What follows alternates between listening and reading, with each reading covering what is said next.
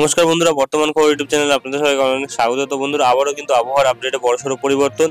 এরই সাথে আমাদের আলিপুর আবহাওয়া দপ্তর কিন্তু বলছে আজ, আগামীকাল এবং পরশুদিন কিন্তু বজ্রঝড় বৃষ্টির সম্ভাবনা থাকছে আমাদের দক্ষিণবঙ্গের বিভিন্ন জেলায়। তো কোন কোন জায়গাগুলিতে থাকছে তা কিন্তু আমরা দেখাবো এই ভিডিওতে। এবং এরই সাথে আলিপুর আবহাওয়া দপ্তর এবং আমাদের উইন্ডির আপডেটে কিন্তু কিছুটা পরিবর্তন থাকছে। তো কী পরিবর্তন থাকছে তা তুলে ধরবো, এবং আগামী কিছুদিনে কতটা পরিমাণে বৃষ্টি হতে পারে এবং আগামী 10 দিনে তাপমাত্রা কতটা বাড়তে পারে তা কিন্তু আমরা তুলে ধরবো এই ভিডিওতে।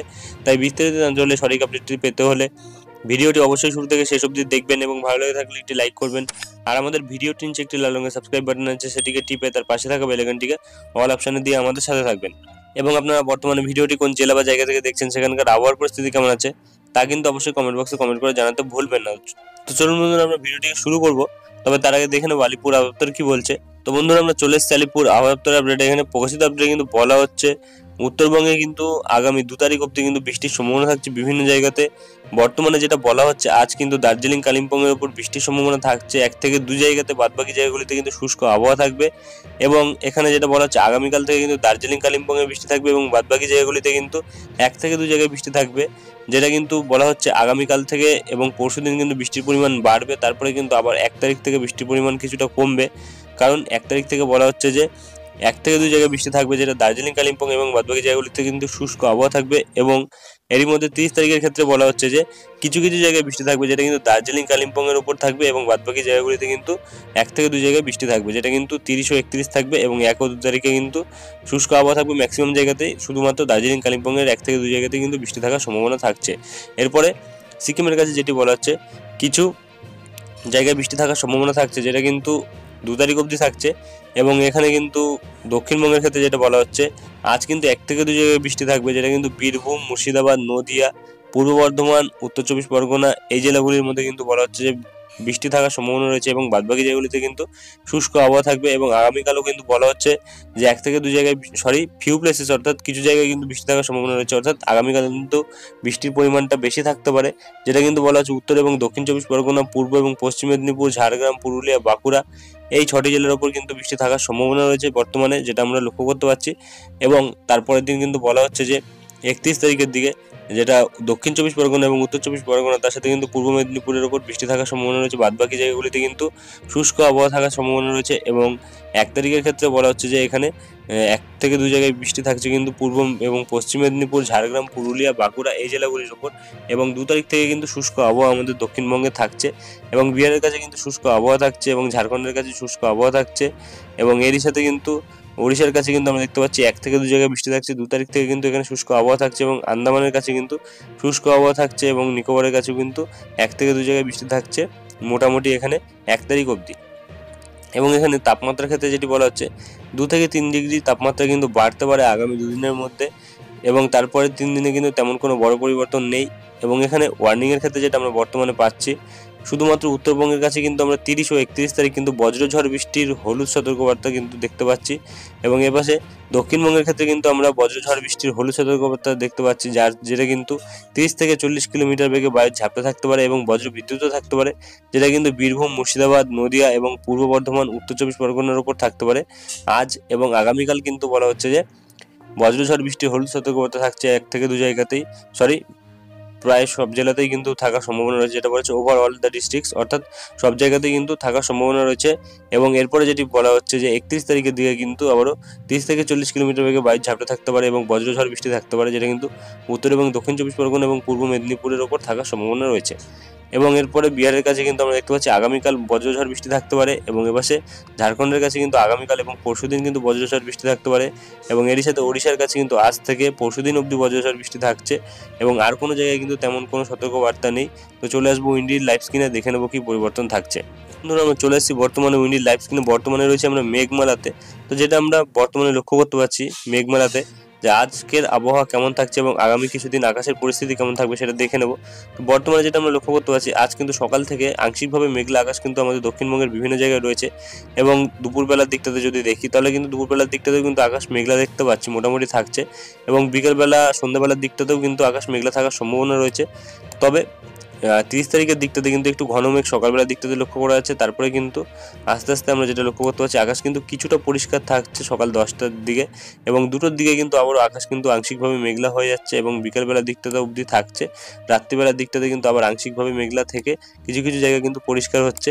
এবং 31 তারিখের দিকে যদি আমরা দেখি, তাহলে কিন্তু 31 তারিখ দুপুরবেলার দিকটাতে আবার আংশিকভাবে মেঘলা আকাশ কিন্তু থাকছে, এবং তারপরে আস্তে আস্তে কিন্তু আকাশ পরিষ্কার হয়ে যাচ্ছে। এবং 1 তারিখের দিকে যদি আমরা দেখি, 1 তারিখের দিকে কিন্তু বিকেলবেলার দিকটাতে হালকা মেঘ লক্ষ্য করা যাচ্ছে, তবে তেমন কোনো প্রভাব কিন্তু পড়ছে না 1 তারিখের দিকে।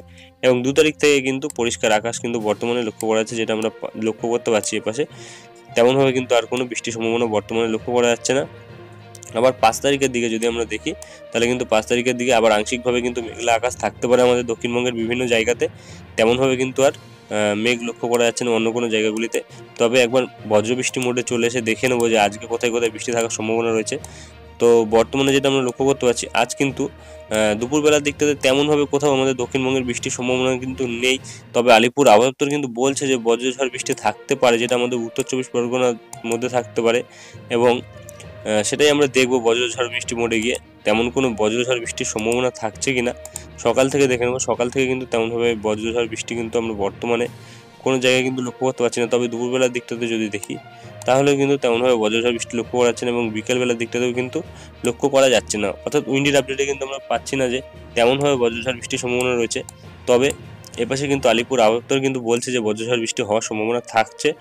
তো এই বদল থাকছে দুটি আপডেটের মধ্যে। এবং এরই সাথে 30 তারিখের দিকটাতে আমরা বর্তমানে যেটা লক্ষ্য করতে পারছি, 30 তারিখের দিকে কিন্তু আমাদের দক্ষিণবঙ্গের বিভিন্ন জায়গাতে বজ্রঝড় বৃষ্টি হওয়ার সম্ভাবনা রয়েছে। এরই সাথে তেমনভাবে কিন্তু যে আপডেটটা আমরা এর আগে দিয়েছিলাম, তেমনভাবে কিন্তু বর্তমানে লক্ষ্য করা যাচ্ছে না।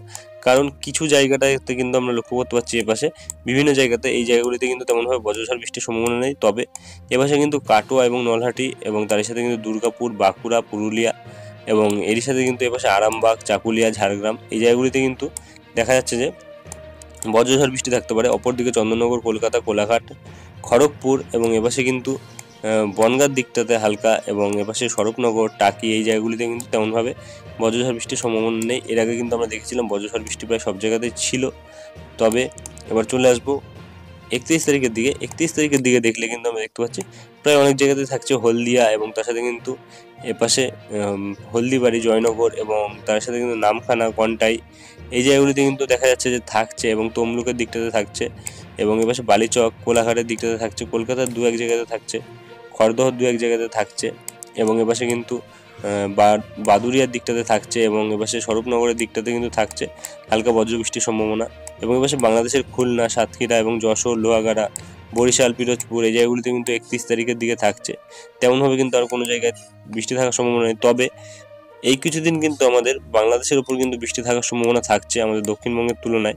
তো বর্তমানে যেটা আমরা লক্ষ্য করতে পারছি, আজ কিন্তু বাংলাদেশের দিকটাতে বৃষ্টি থাকছে দুপুরবেলার দিকটাতে বিভিন্ন জায়গাটাতে, যেমন এপাশে চট্টগ্রাম, এবং তার সাথে কিন্তু সেনবাগ, মতিরহাট, এইসব জায়গাগুলিতে।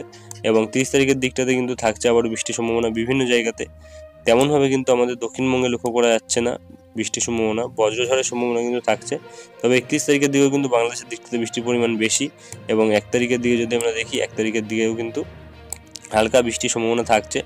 অপরদিকে আমাদের উত্তরবঙ্গের দিকটাতে যদি দেখি, তাহলে কিন্তু তেমনভাবে বৃষ্টির সম্ভাবনা কিন্তু বর্তমানে লক্ষ্য করা যাচ্ছে না। তবে হালকাভাবে বৃষ্টি কিন্তু আজও, আগামীকাল, এবং 31 তারিখের দিকে থাকার সম্ভাবনা রয়েছে, যেটা আমরা বর্তমানে পাচ্ছি।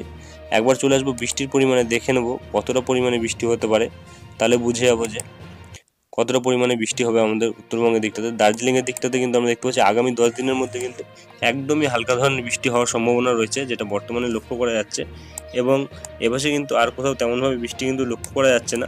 অপরদিকে আমরা বাংলাদেশের দিকটাতে যদি দেখি, তাহলে কিন্তু আমরা পাচ্ছি যে বাংলাদেশের কিন্তু সিলেটের সাইডটাতে এবং এপাশে কুমিল্লার সাইডটাতে কিন্তু একদমই হালকা ধরনের বৃষ্টি থাকার সম্ভাবনা রয়েছে।